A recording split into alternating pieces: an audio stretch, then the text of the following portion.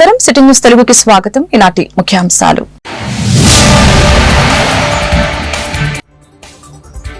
WhatsApp governance పై CM Chandrababu సమీక్ష. రేపటి నుంచి అమల్లో 161 పౌర సేవలు అందుబాటులోకి తీసుకుని వస్తున్నట్లు ముఖ్యమంత్రి ప్రకటన.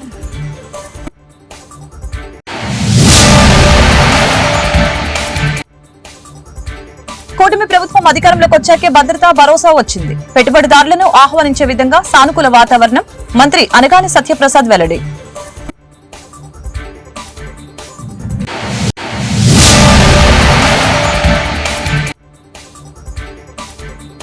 రాష్ట్రంలో 3 ఎమ్మెల్సీ స్థానాలకి ఎన్నికల షెడ్యూల్ విడుదల. ఫిబ్రవరి 27న పోలింగ్, మార్చి 3న కౌంటింగ్.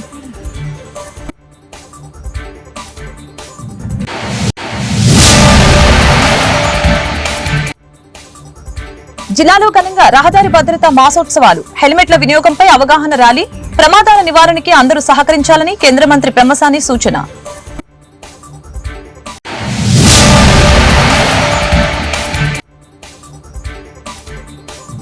హీటెక్కుతున్న గుంటూరు రాజకీయాలు. వైసీపీని వీడి టీడీపీలో చేరుతున్న కార్పొరేటర్లు. వైసీపీ పాలక వర్గానికి పొంచి ఉన్న ప్రమాదం.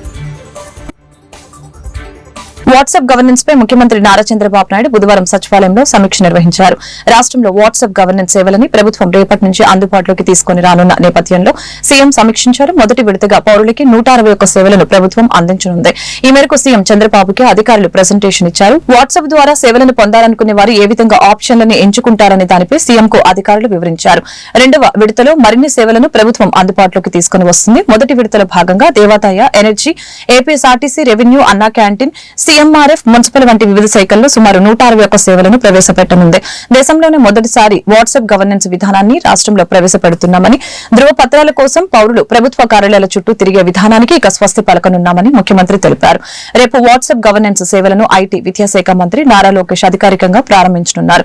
ఈ సమీక్షలో సీఎస్ కె విజయానంద్తో పాటు ఉన్నతాధికారులు పాల్గొన్నారు. ఆంధ్రప్రదేశ్ లో కూటమి ప్రభుత్వం వచ్చిన తర్వాత భద్రతా భరోసా వచ్చిందని మంత్రి అనగాని సత్యప్రసాద్ తెలిపారు. పెట్టుబడిదారులను ఆహ్వానించేలా ఒక సానుకూల వాతావరణం ఏర్పడిందని చెప్పారు. సచివాలయంలో నిర్వహించిన మీడియా సమావేశంలో మంత్రి అనగాని, టీడీపీ రాష్ట్ర అధ్యక్షులు పల్లా శ్రీనివాసరావు, ఎంపీ శ్రీ భరత్ మీడియాతో మాట్లాడారు. మంత్రి అనగాని మాట్లాడుతూ ఎవరి వల్ల మంచి జరుగుతుందో రాష్ట్ర ప్రజలంతా చూస్తున్నారు. ఎప్పటి నుంచో ఉన్న సమస్యలకి కూడా పరిష్కారం చూపిస్తున్నాం. సింహాచలం పంచగ్రామాల సమస్య కూడా త్వరలోనే పరిష్కారం కాబోతుంది.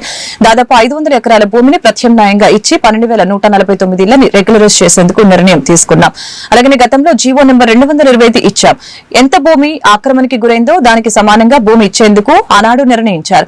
జీవో రాగానే కొంతమంది కోర్టుకు వెళ్లారు. గత 5 ఏళ్లలో వైకాపా ప్రభుత్వం ఎలాంటి న్యాయం చేయలేకపోయింది. సుమారు 12,149 కుటుంబాలకు న్యాయం చేయాలనే ఆలోచన కూడా గత ప్రభుత్వం చేయలేకపోయిందని ఆయన వెల్లడించారు. గౌరవ ముఖ్యమంత్రి గారు రెవెన్యూ అలాగే ఎండోమెంట్స్ సంబంధించినటువంటి ముఖ్య రివ్యూ. ఎందుకంటే గతంలో మనం చూస్తే గత ప్రభుత్వ పరిపాలనలో ఈ విశాఖపట్నం అంటే భూములు కొట్టేశారా అయితే ఆస్తులు మింగేశారా అని చెప్పేసి ఒక భయం ఉండేది. కానీ చంద్రబాబు నాయుడు గారి ప్రభుత్వం వచ్చిన తర్వాత ఒక భద్రత, ఒక భరోసా, ఒక ప్రశాంతమైన వాతావరణం, అలాగే పెట్టుబడిదారులను ఆహ్వానించే విధంగా ఒక సానుకూలతగా కూడా ఏర్పాటు చేయడం జరుగుతూ ఉంది. మనందరూ గ్రహించాలి ఎవరి వల్ల మంచి జరుగుతూ ఉంది, ఎవరు గతంలో ప్రజలకు చెడు చేశారు అనేది. ఇప్పటి నుంచో ఉన్నటువంటి సమస్యలన్నీ కూడా కులంకుశంగా అక్కడ ఉన్నటువంటి ప్రజాప్రతినిధులు అందరితో కూడా, రాష్ట్ర అధ్యక్షులు అవ్వచ్చు, జనసేన నాయకులు అవ్వచ్చు, మన తెలుగుదేశం పార్టీలో ఉన్నటువంటి నాయకులు అవ్వచ్చు, అందరితో కూడా 1 to 1 కూడా క్లియర్ కట్గా మళ్ళా భవిష్యత్తులో ఎలాంటి ఇబ్బంది లేకుండా ఉండే విధంగా, అలాగే మరి ఎప్పటి నుంచో మనం చూస్తున్నటువంటి సింహాచలం పంచగ్రామాల సమస్య కూడా. ఎందుకంటే గత ప్రభుత్వాల్లో ఎన్నోసార్లు ఎంతోమంది కూడా హామీలు ఇచ్చారు, కానీ హామీ పూర్తి చేయలేకపోయాం. అది సబ్జుడిస్ కాబట్టి దానికి కూడా ఎట్లా మనం కోర్టు నుంచి కూడా ఆర్డర్ తెచ్చుకోవాలనేది కూడా లీగల్ ఒపీనియన్ కూడా తీసుకుని అలాగే గౌరవ అశోక్ గజపతిరాజు గారు, ఎందుకంటే వారి యొక్క పూర్వీకుల నుంచి వచ్చేటువంటి అనువంశిక చైర్మన్ కాబట్టి వారికి కూడా ప్రత్యేక కృతజ్ఞతలు తెలియజేసుకుంటూ వారి యొక్క అనుమతితో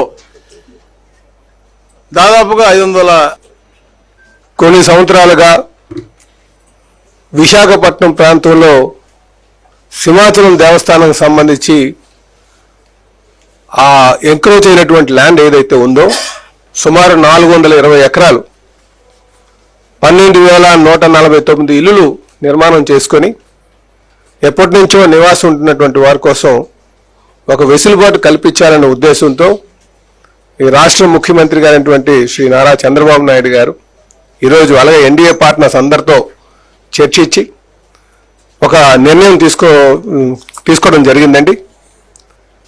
అయితే ఈ 12,149 ఇల్లులు ఏవైతే ఇల్లు రూపంలో స్ట్రక్చరల్ ఎన్క్రోచ్మెంట్స్ అంటాం నిర్మాణం చేసుకొని ఉన్నటువంటి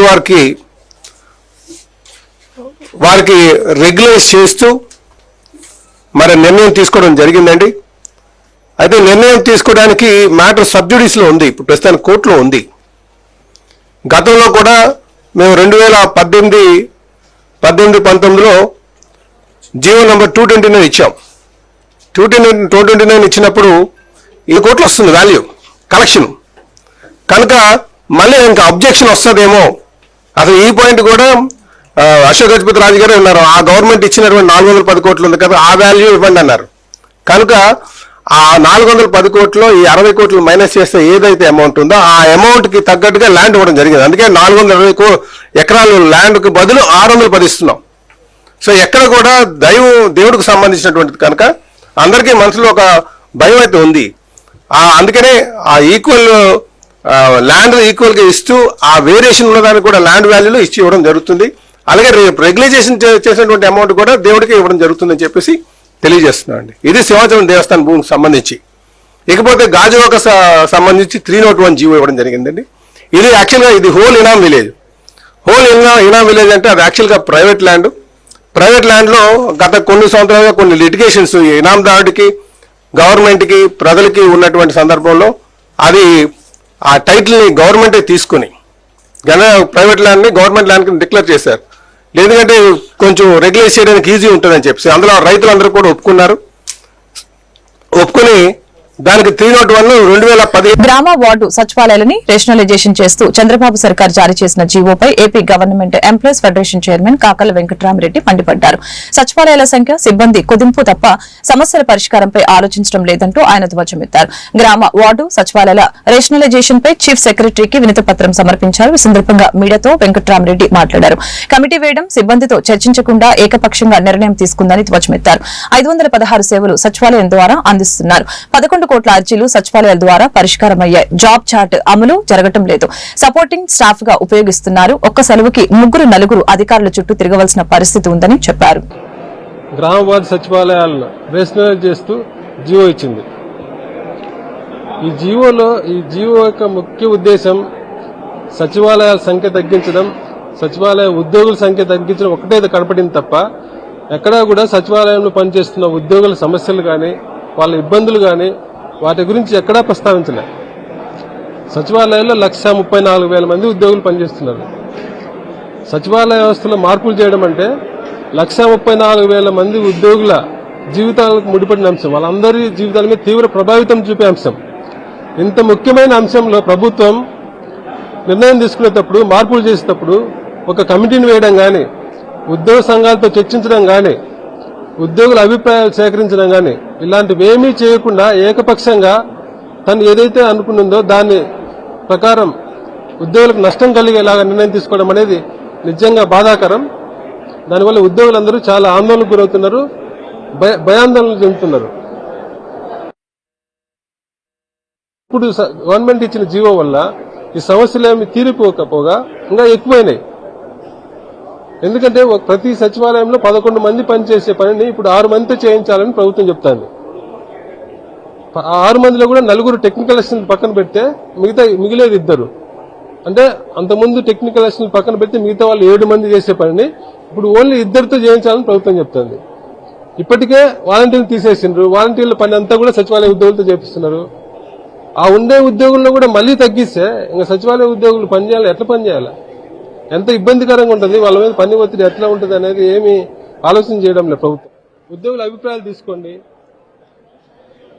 అనేది మా ముఖ్య గవర్నమెంట్కి చేసే ప్రధానమైన విజ్ఞప్తి. ఏంటంటే ఉద్యోగుల సమస్యలను కూడా కన్సిడర్ చేసుకుని వాటిని కూడా పరిష్కరించేలాగా ఈ హేతుబద్ధీకరణ చేయాలని చెప్పి ప్రభుత్వాన్ని కోరుతున్నాం. ఈ అంశాలన్నీ పరిశీలించి సిఎస్ గారు న్యాయం చేస్తారని, ఉద్యోగుల సమస్యలు పరిష్కరించేలాగా చేస్తారని చెప్పి ఆశిస్తున్నాం. అంతవరకు ఈ జీవో నిలుపుదల చేయాలని చెప్పి కూడా ప్రభుత్వాన్ని కోరుతున్నాం. ప్రభుత్వం స్పందించి వీటి మీద సత్వరంగా వీటి మీద ఒక నిర్ణయం తీసుకుంటుందని ఆశిస్తున్నాం. చేయకపోతే, ప్రభుత్వం స్పందించకపోతే, ఉద్యోగుల సమస్యలు పట్టించుకోకపోతే సచివాలయ ఉద్యోగులందరూ కూడా ఈ సమస్యలు పరిష్కరించడం కోసం, సమస్యల సాధన కోసం పోరాడడానికి సిద్ధంగా ఉండాలని చెప్పి ఖచ్చితంగా మనందరం పోరాడితేనే ప్రభుత్వం చేస్తుందని ఆశిస్తున్నాం. రాష్ట్రంలో 3 ఎమ్మెల్సీ స్థానాలకి ఎలక్షన్ షెడ్యూల్ విడుదలైంది. వచ్చే నెలాఖరులో 2 గ్రాడ్యుయేట్, 1 టీచర్ ఎమ్మెల్సీ స్థానానికి ఎన్నికలు జరగనున్నాయి. ఈ మేరకు షెడ్యూల్ ని ఎన్నికల సంఘం విడుదల చేసింది. కృష్ణా, గుంటూరు, ఉభయ గోదావరి జిల్లాల గ్రాడ్యుయేట్, అలాగనే ఉత్తరాంధ్ర టీచర్స్ ఎమ్మెల్సీ పదవీకాలం త్వరలో ముగియనున్న సంగతి తెలిసిందే. ఈ నేపథ్యంలో ఇవాళ ఈసీ షెడ్యూల్ విడుదలైంది.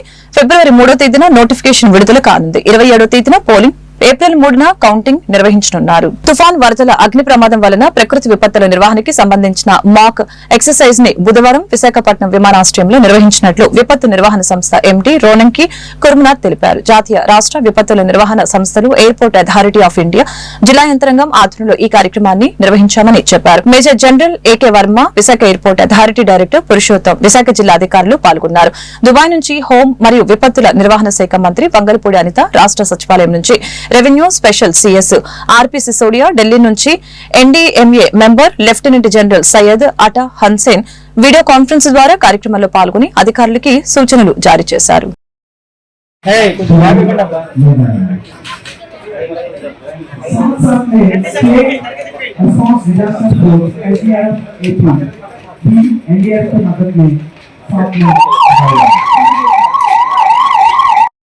ఎంతమంది విక్టిమ్స్ అయితే బయటకు వచ్చారో ఆ రిపోర్ట్ అడగడం.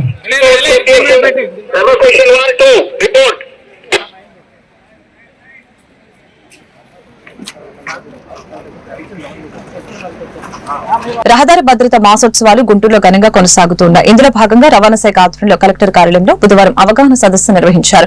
కేంద్ర మంత్రి పెమ్మసాని చంద్రశేఖర్, ఎమ్మెల్యేలు Galla Madhavi, B Ramanjaneyulu, Mohammed Nazeer, Tenali Shravan Kumar, collector Nagalakshmi, commissioner P Srinivasulu, DTC Seetharamireddy, ఇతర నాయకులు, అధికారులు పాల్గొన్నారు. ఇందులో భాగంగా ఏర్పాటు చేసిన హెల్మెట్ల అవగాహన బైక్ ర్యాలీని కేంద్ర మంత్రి ముఖ్య అతిథిగా హాజరై ప్రారంభించారు. స్వయంగా ఎమ్మెల్యేలు హెల్మెట్లు ధరించి బైకులు నడపడం ప్రత్యేక ఆకర్షణగా నిలిచింది. ఎమ్మెల్యేలు సైతం హెల్మెట్లు ధరించి నగరంలో బైక్ ర్యాలీలో పాల్గొన్నారు. ఈ సందర్భంగా కార్యక్రమాన్ని ఉద్దేశించి మీడియాతో మాట్లాడారు. హెల్మెట్లు ధరించడం ద్వారానే ప్రమాదాలు నివారించవచ్చని చెప్పారు. హెల్మెట్లు లేని కారణంగా రోడ్డు ప్రమాదాలు జరుగుతున్న సమయంలో సగం మంది ప్రాణాలు కోల్పోతున్నారని తెలిపారు. అలాగనే ఇప్పటికైనా యువత హెల్మెట్లు ఉపయోగించి రోడ్డు ప్రమాదాల నివారణకి సహకరించాలని కోరారు. కనీసం సెల్ ఫోన్ల పైన ఉన్న శ్రద్ధ డ్రైవింగ్ పైన కూడా పెట్టాలని సూచించారు.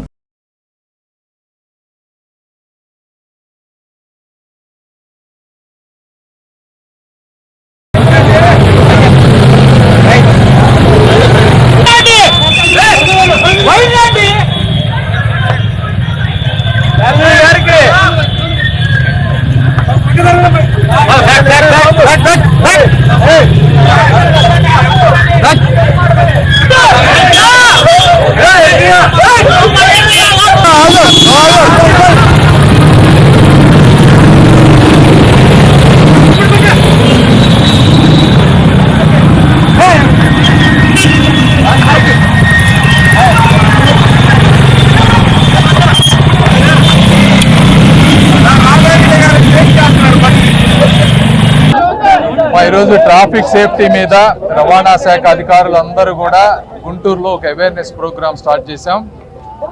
మెయిన్గా చెప్పాలనేది అంటే పిల్లలు వచ్చేటప్పటికి హెల్మెట్లు పెట్టుకోవడం అనేది మేజర్ ప్రాబ్లం అవుతా ఉంది. వీళ్ళందరూ కూడా అపోహలు తొలగించుకోవాలి. హెల్మెట్ల వల్ల హెయిర్ లాస్ రాదు. హెల్మెట్లు టైట్గా పెట్టుకోవటం వల్ల, లేకపోతే క్లీన్ చేసుకోకపోవటం వల్ల, దానికి వెంటిలేషన్ లేకపోవటం వల్ల హెయిర్ లాస్ వస్తుంది తప్పించి కేవలం 10-15 నిమిషాలు, ఒక అర్ధగంట పొద్దున ఈవినింగ్ హెల్మెట్లు పెట్టుకోవడం వల్ల హెయిర్ లాస్ రాదు. రైట్ ఫిట్టింగ్ తీసుకోండి, వెంటిలేషన్ ఉండేటువంటి హెల్మెట్స్ కొనుక్కోండి. అదేవిధంగా హెయిర్ని ఒక చిన్న కవర్ తోటి ప్రొటెక్ట్ చేసుకోండి. రెగ్యులర్గా హెడ్ బాత్ చేస్తే హెయిర్ లాస్ రాదు. కాబట్టి ఆ అపోహల నుంచి తొలగిపోయి రెగ్యులర్గా హెల్మెట్ పెట్టుకుంటే ప్రమాదాలు, 2 ప్రమాదాలు జరిగితే ఒక మనిషి చనిపోయేటువంటి అవకాశం 50% ప్రాబిలిటీ ఉంది.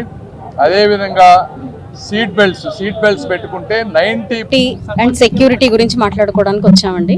కార్పొరేషన్ సంబంధించిన వివరాలు మళ్ళీ ప్రత్యేకించి మాట్లాడుకుందాం. ఏదేమైనా సుపరిపాలన కోసం మా పార్టీలు, మా కూటమి నేతలు అందరూ కూడా ప్రయత్నిస్తూ ఉన్నాము. అందులో భాగంగా కొన్ని చర్యలు ఉంటాయి. అయితే వాటన్నిటికీ ఇది సందర్భం కాదు కాబట్టి మరొకసారి మాట్లాడుకుందాం దాని గురించి. ఈరోజు కేంద్ర మంత్రి పెమ్మసాని గారు, ఇతర ఎమ్మెల్యేలు, కమిషనర్ గారు, ఎస్పీ గారు అండ్ కలెక్టర్ గారు, చైర్పర్సన్స్ అందరి ఆధ్వర్యంలో రోడ్ సేఫ్టీ గురించి ఒక సదస్సును ఏర్పాటు చేసుకోవడం జరిగింది. యువత ఈరోజు ఎలాగా అన్అవేర్నెస్తో, ఇర్రెస్పాన్సిబిలిటీతో రోడ్ల మీదకు వచ్చి వ్యవహరిస్తున్నారు, డ్రైవింగ్ చేస్తున్నారు అన్న దాని మీద వారికి కాస్త అవేర్నెస్ ప్రోగ్రామ్ని క్రియేట్ చేయాల్సిన బాధ్యత ఉంది. కాబట్టి ఈ యొక్క సదస్సును ఏర్పాటు చేసుకొని ముఖ్యంగా హెల్మెట్ ధరించడం ఎంత ముఖ్యమో దాని ప్రాధాన్యత ఏంటో వివరించడం జరిగింది. అదేవిధంగా ఇక్కడ హెల్మెట్ ధరించడం కంటే కూడా అందరికీ నమస్కారం. Guntur district superintendent of police Shri Satish Kumar IPS గారి సూచనల మేరకి గుంటూరు నగరంలో డిసెంబర్ 1వ తారీఖు నుంచి అనేక రకాలైనటువంటి ట్రాఫిక్ అవగాహన సదస్సులు నిర్వహించడం జరుగుతూ ఉంది. దీని ముఖ్య ఉద్దేశం ఏంటంటే మనకి జనవరి 1, 2025 నుంచి ఎంవీ యాక్ట్, కొత్త ఎంవీ యాక్ట్ ప్రకారంగా అన్ని చలానాలు కూడా భారీగా ఫైన్ అమౌంట్ పెంచడం జరిగింది. ఎస్పీ గారి సూచనల మేరకి మన డిస్టిక్లో అప్ టు ఫిబ్రవరి 28వ తారీఖు వరకు కూడా పాత చలానాలు మాత్రమే విధించండి, పబ్లిక్ అవేర్నెస్ కల్పించండి అని చెప్పడం వల్ల మా డిఎస్పీ గారి ఆధ్వర్యంలో ఈస్ట్, వెస్ట్, అదేవిధంగా గుంటూరు జిల్లా మొత్తం కూడా అనేక అవగాహన కార్యక్రమాలు నిర్వహిస్తూ ప్రజెంట్ ఉన్నటువంటి చలానాలే మేము వేయటం జరుగుతూ ఉంది. దయచేసి మార్చి 1వ తారీఖున గుంటూరులో 3 వంతెనల వద్ద రైల్వే బ్రిడ్జి ఆధునీకరణ పనులు వేగంగా కొనసాగుతూ ఉన్నాయి. ఈ మేరకు రైల్వే బ్రిడ్జి పనుల్ని కేంద్ర మంత్రి పెమ్మసాని చంద్రశేఖర్ బుధవారం పరిశీలించారు.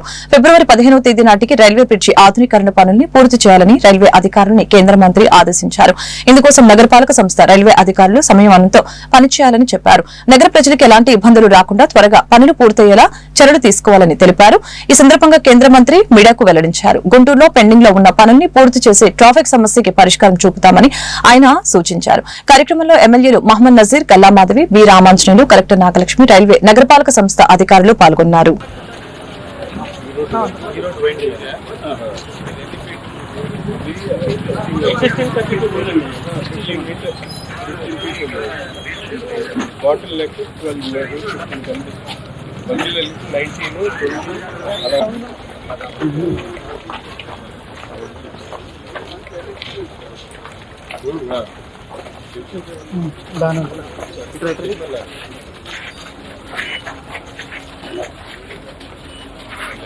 పనులు ఏవైతే ఉన్నాయో ఈ 3 వంతెనలు ఇక్కడ అనుకున్న దానికంటే 1 మంత్ లేట్ అవుతుంది. ఇక్కడ ఉన్నటువంటి వ్యాపారులు అందరూ కూడా ఇబ్బంది పడతా ఉన్నారు. ఎందుకు జరుగుతా ఉందని చూస్తే పాత 60 ఏళ్ల క్రితం ఉన్నటువంటి పైప్ లైన్ ఏదో అన్ఐడెంటిఫైడ్ అవటం, అదేమో పగిలిపోవటం, లీక్ అవటం వల్ల లేట్ అవుతుందన్నారు. అధికారులకి ఇక్కడ ఫ్లెక్సీలో పెట్టి ఫిబ్రవరి 15కి కంప్లీట్ అయ్యే విధంగా, కాంటాక్ట్ నంబర్ ఉండే విధంగా, ప్రజలకు జవాబుదారీగా ఉండే విధంగా చేయమని చెప్పాము. చేస్తా అన్నారు రైల్వే అధికారులు. సో ఇది ఇప్పుడు ఉన్నటువంటి పరిస్థితి. మీరు మాట్లాడండి. మా 2 ఇష్యూస్ ఇక్కడికి వచ్చే ముందు కలెక్టర్ గారి ఆఫీసులో గుంటూరు మొత్తానికి ఉన్నటువంటి ట్రాఫిక్ ఇష్యూస్ మీద, అదే విధంగా ట్రాన్స్పోర్టేషన్ ఇష్యూస్ రెండింటిని డిస్కస్ చేసాం. ఒకటి ట్రాఫిక్ ఇష్యూ ఏంటంటే Shankar Vilas bridge construction start అవబోతుంది కాబట్టి ట్రాఫిక్ డైవర్షన్స్ ఎక్కడెక్కడ ఇష్యూస్ ఉన్నాయి అన్ని కోఆర్డినేషన్ మీద ఒకటి చేసాము. దాని మీద కొన్ని మైనర్ ఉంటే అవన్నీ క్లియర్ చేస్తా ఉన్నాం. రెండోది, చాలా మంది ప్రజలందరూ కూడా ట్రాన్స్పోర్టేషన్ ప్రైవేట్ ఈ బస్సెస్ని అడిగారు. ప్రాబ్లం ఏమైందంటే మనకి ఎప్పుడో ఉన్నప్పుడు సిటీ లిమిట్స్ ఒక విధంగా డిఫైన్ చేసాం. సిటీ బాగా ఎక్స్పాండ్ అయిపోయింది. సో మేమందరం కలిపి నిర్ణయించింది సిటీ లిమిట్స్ ని ప్రాపర్ గా కొత్త ఇప్పుడున్న దానికి తగ్గట్టుగా రీడిఫైన్ చేయటం చేసి ఎగ్జిస్టింగ్ రూట్స్ ని ఎక్కడ వరకు ఎక్స్టెండ్ చేయటం ప్రైవేట్ బస్సెస్. ఒకటి నంబర్ 1. రెండోది, కొత్త రోడ్స్ చాలా వచ్చినాయి, కొత్త రూట్స్ వచ్చినాయి. వీటన్నిటిలో కూడా బస్సెస్ ని అలౌ చేయటం అనేది రెండోది. మూడోది, ఈ కొత్త బస్సులు ఏవైతే రాబోతున్నాయో వీటన్నిటినీ ఎలక్ట్రిక్ బస్సులుగా తీసుకురావాలనేది. కాకపోతే ఆ బస్సు యజమానులు అందరూ కాస్ట్ బాగా ఎక్కువ అవుతుంది అంటున్నారు. వాళ్ళకి వైబిలిటీ వచ్చేటువంటి పరిస్థితి లేదంటున్నారు. సో రెండింటికి cost estimation, diesel, petrol cost saving అవటం వల్ల రెండింటిని అసెస్ చేసి దాన్ని ఎలా ముందుకు వెళ్ళాలనేది 3వ పాయింట్. 4వది, ఈ బస్సులన్నీ కూడా సిటీలో ట్రాఫిక్ ని బ్లాక్ చేయకుండా డిఫైన్డ్ లొకేషన్స్ ని ఐడెంటిఫై చేయటం. ఎక్కడ పడితే అక్కడ చేతులు ఎత్తంగానే బస్సులు ఆపి ట్రాఫిక్ ని బ్లాక్ చేయకుండా దీన్నంతా కూడా గుంటూరులో రోజు రోజుకి రాజకీయాలు వేడెక్కుతూ ఉన్నాయి. నగరపాలక సంస్థ స్టాండింగ్ కమిటీ ఎన్నికలు తాజా రాజకీయాలకి మరింత హీట్ పుట్టిస్తోంది. వైసీపీ నుంచి కార్పొరేటర్లు ఎవరు టీడీపీ వైపు వెళ్లకుండా ఉండేలా చూస్తున్నామని అంబటి, అప్పిరెడ్డి, మోదుగుల చెప్పిన మాటలకి బలం లేకుండా పోతోంది. ఇప్పటికే కొందరు వైసీపీని వీడి టీడీపీలో చేరగా తాజాగా 57వ డివిజన్ కార్పొరేటర్ పఠాన్ రెహానా టీడీపీలో చేరిపోయారు. కేంద్ర మంత్రి పెమ్మసాని చంద్రశేఖర్, తూర్పు ఎమ్మెల్యే మహమ్మద్ నజీర్ సమక్షంలో టీడీపీ తీర్థం పుచ్చుకున్నారు. వైసీపీ నేతలు ఎంత ప్రగల్భాలు పలికినప్పటికీ టీడీపీ నేతలు మాత్రం సైలెంట్ గా చేయవలసిన పనిని చక్కగా చేసుకుంటూ వెళ్లిపోతున్నారు. తొలుత స్టాండింగ్ కమిటీలో విజయం సాధించాలన్న లక్ష్యంతోనే వేగంగా పావులు కదుపుతున్నారు. వారు అనుకున్న విధంగా స్టాండింగ్ కమిటీ ఎన్నికల్లో కనుక విజయం సాధిస్తే ఇక మేయర్ ని దించడమే టార్గెట్ గా పెట్టుకోనున్నారు. ఇప్పటి వరకు కార్పొరేషన్ పాలకవర్గం వైసీపీ చేతిలో ఉండగా త్వరలోనే టీడీపీ పాలకవర్గంగా మారిపోయే అవకాశాలు లేకపోలేదు. ఫిబ్రవరి 3వ తేదీన వెలువడే నగరపాలక సంస్థ స్టాండింగ్ కమిటీ ఎన్నికలు గుంటూరు నగర రాజకీయాల్లో సంచలనంగా కానున్నాయి.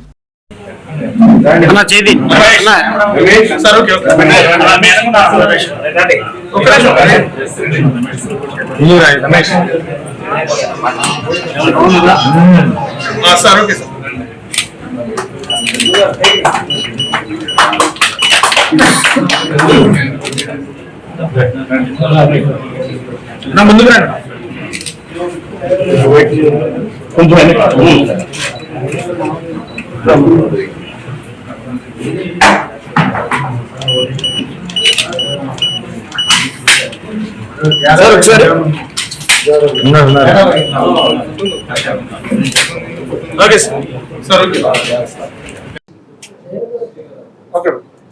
గుంటూరు ఈస్ట్ 57 డివిజన్ కార్పొరేటర్ ని పఠాన్ రెహానా నేను ఈ రోజు టీడీపీలో చేరుతున్నాను.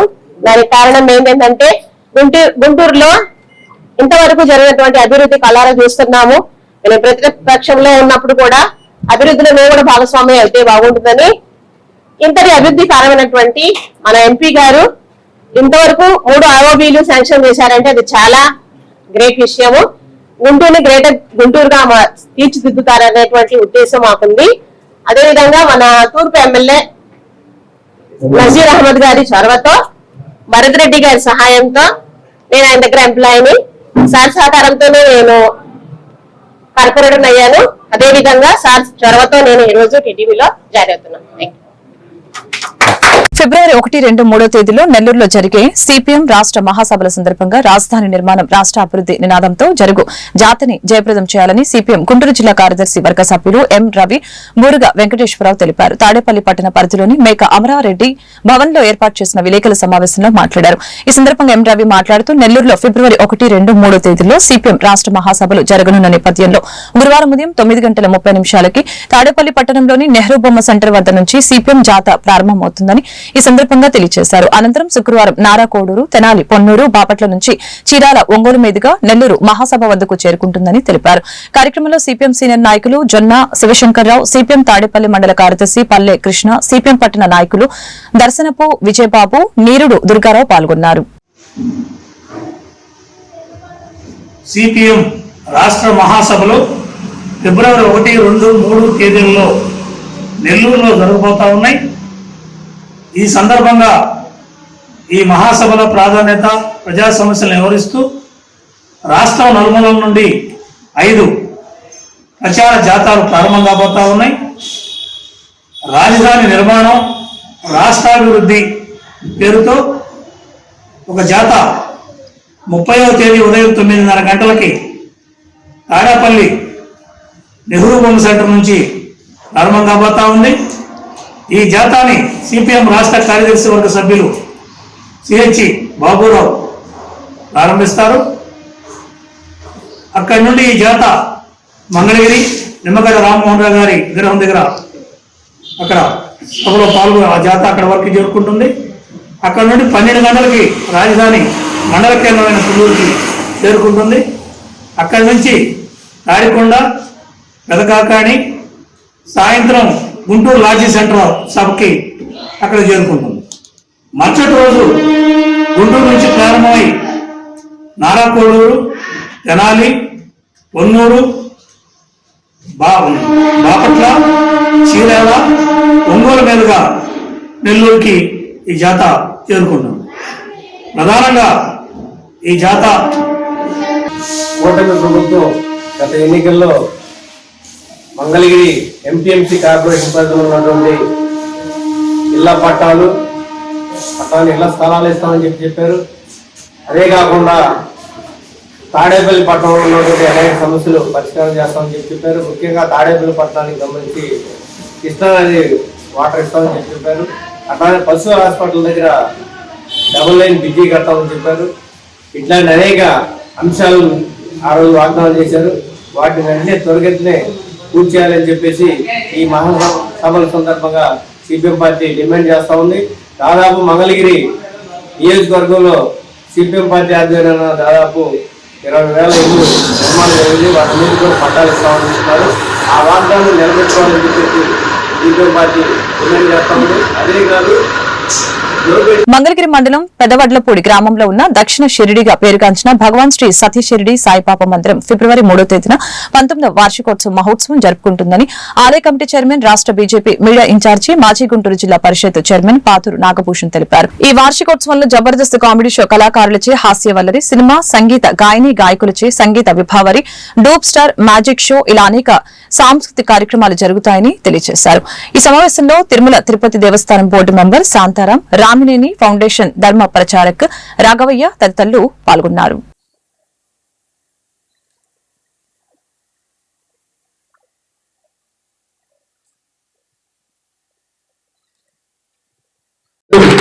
మెంబర్ అంటే అది చాలా కష్టసాధ్యమైన విషయం.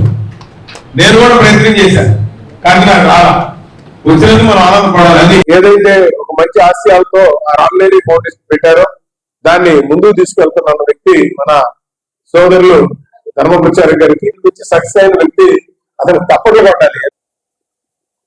ముఖ్యంగా సాయిబాబా ఆలయ ధర్మకర్త మన పాతూరు నాగభూషణ్ గారికి మరియు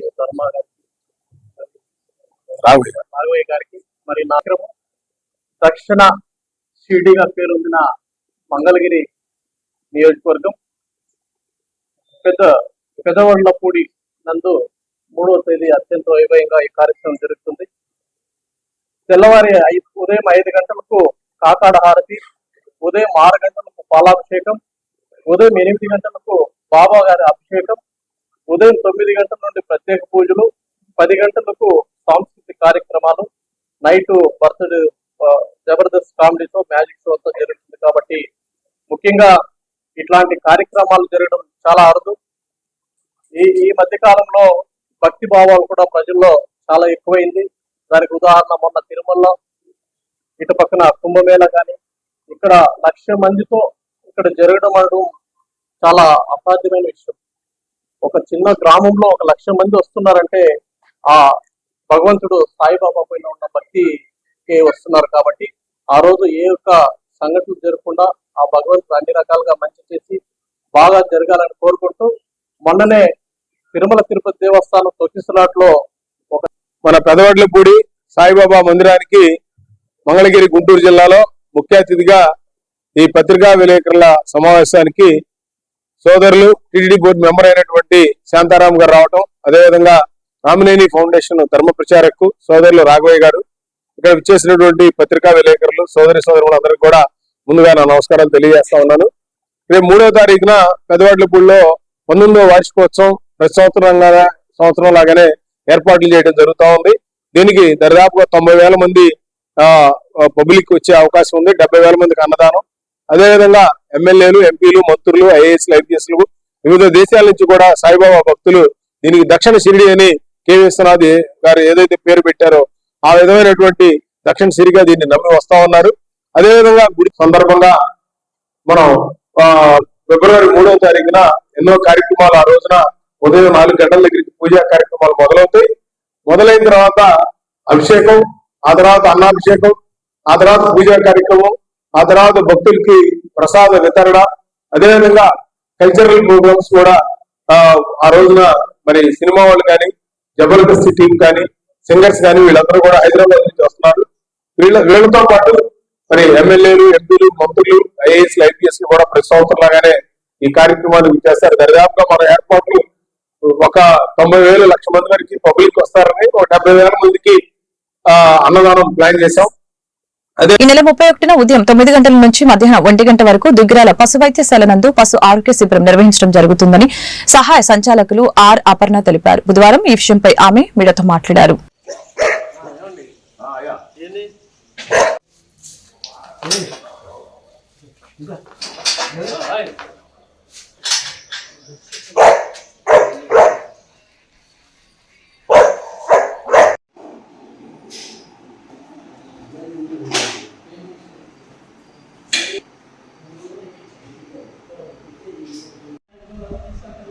అందరికీ నమస్కారం అండి. నా పేరు డాక్టర్ ఆర్ అపర్ణ అండి, సహాయ సంచాలకులు పశు వైద్యశాల దుగ్గిరాల అండి. మరి రైతు సోదరులందరికీ విజ్ఞప్తి, 31వ తారీఖు పశు ఆరోగ్య శిబిరం జరుపుకుంటున్నాం కాబట్టి మీరందరూ మీ పశువులని తీసుకురావాల్సిందిగా కోరుకుంటున్నాను. Saint Thomas College of Engineering and Technology చీరాలలో ఈరోజు ఈసీఈ విభాగ 3వ సంవత్సరం విద్యార్థులకి విఎల్ఎస్ఐ డిజైన్ పై 3 రోజుల వర్క్ షాప్ ని విజయవంతంగా నిర్వహించినట్లు కళాశాల సెక్రటరీ వనమ్మ రామకృష్ణరావు మరియు కరెస్పాండెంట్ శ్రీ ఎస్ లక్ష్మణరావు తెలియజేశారు.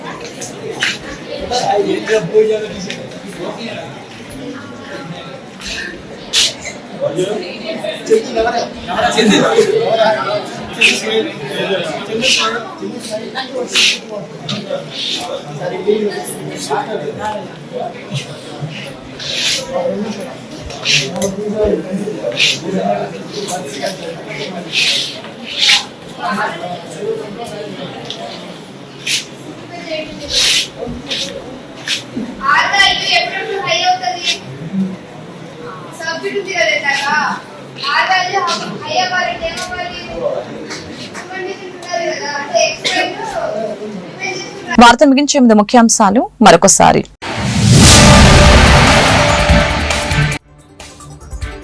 వాట్సాప్ గవర్నెన్స్ పై సీఎం చంద్రబాబు సమీక్ష. రేపటి నుంచి అమల్లో 161 పౌర సేవలు అందుబాటులోకి తీసుకుని వస్తున్నట్లు ముఖ్యమంత్రి ప్రకటన.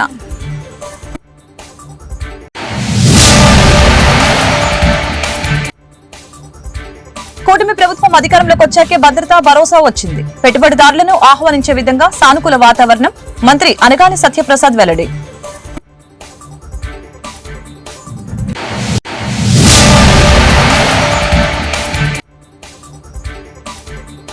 రాష్ట్రంలో 3 ఎమ్మెల్సీ స్థానాలకి ఎన్నికల షెడ్యూల్ విడుదల. ఫిబ్రవరి 27న పోలింగ్, మార్చి 3న కౌంటింగ్.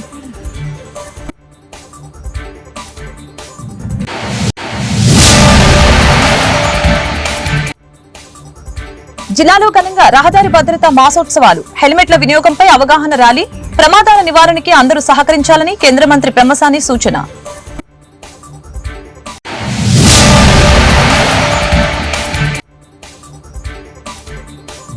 హీటెక్కుతున్న గుంటూరు రాజకీయాలు. వైసీపీని వీడి టీడీపీలో చేరుతున్న కార్పొరేటర్లు. వైసీపీ పాలక వర్గానికి పొంచి ఉన్న ప్రమాదం. ఈ వార్తలు ఇంతటితో సమాప్తం. మరొక బులెటిన్ మళ్ళీ కలుద్దాం. నమస్కారం.